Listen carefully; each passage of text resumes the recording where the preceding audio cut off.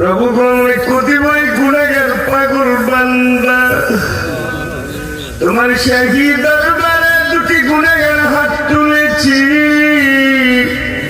আমাদের জিন্দগির গুণাগুলি তুমি মাফ করে দাও।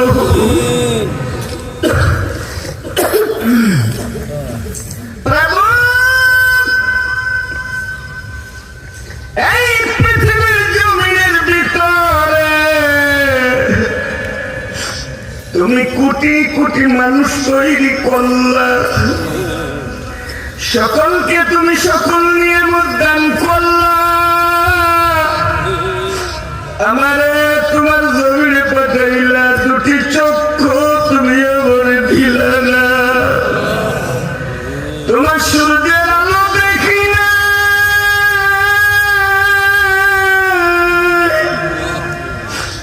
তোমার চন্দ্রটা কেমন কোনদিন দেখতে পারলাম না। কোনদিন আকাশের তারকাগুলি দেখতে পারলাম না।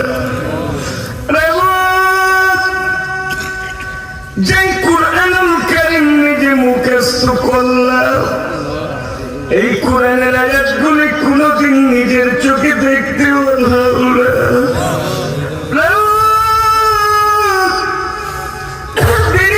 তোমার কাছে আবেদন জানাই, আমি যখন তোমার দরবারে দুটি হাত উঠাই, আমার হাত দুইটি তুমি ফেরত দিও না। এই মজলিসের ভিতরে যেই বান্দাগুলি আমার সঙ্গে দুটি হাত উঠাইল, আল্লাহ তাআলা কিয়ামতের কঠিন ময়দানে তোমার এই বান্দাগুলোকে নিয়ে তোমার জান্নাতে বসার তৌফিক দিও।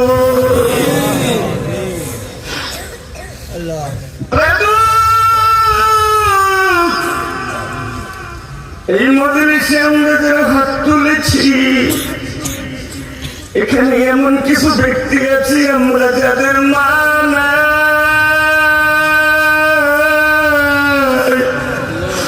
যাদের বাবা নাই। এই দুনিয়ায় যার মা নাই, যার বাবা নাই, তাদের মতো দুঃখ এই জমিনের ভিতরে কারো নাই। প্রভু আমার মনে পড়ে, আজ থেকে 20 বছর হয়ে গেল মা আমার দুনিয়ার থেকে বিদায় হয়ে যায়। মনে পড়ে ওই মায়ের কথা, ছোট্ট সময় মক্তব মাদ্রাসায় পড়তে যাইতাম, এলাকার কিছু দুষ্ট লোক ছিল আমাকে উল্টা রাস্তা দেখিয়ে দিত।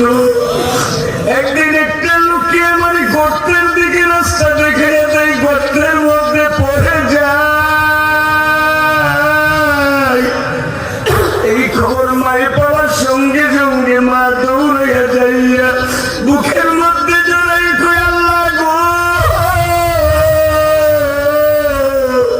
তুমি আমার বাবা রে কেন বন্ধু বলে গেলে।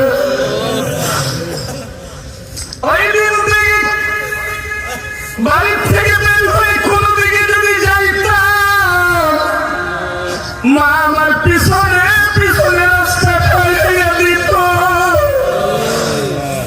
একদিন আমি মায়ের বললাম, মা গো আপনি কেন প্রতিদিন আমার রাস্তাটা গাইয়া দেন?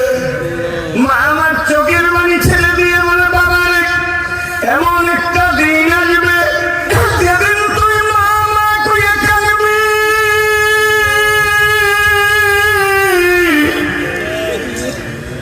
কিন্তু আমি মা তোর কাছে থাকবো না। প্রভু মা যে চলে গেল, বাবা এখনো জীবিত আছে, ঘরে সৎমা আছে, আরো কত কেউ আছে, মায়ের জায়গা কেউ পূরণ করতে পারে না। মা যে আমার জন্য দাঁড়িয়ে থাকতো। প্রভু গো, এখানে আমার মতো যারা মাহারা, এখানে যারা বাবাহারা সন্তান আমার সঙ্গে হাত তুলেছে, আল্লাহ আজকের ওয়াজ কি হবে আমি জানি না, তুমি আমাদের মোনাজাতকে কবুল করো। আমাদের বাবা মা দাদা দাদি নানা নানি আত্মীয় স্বজনের কবর গুলো তুমি জান্নাতের টুকরা বানিয়ে দাও।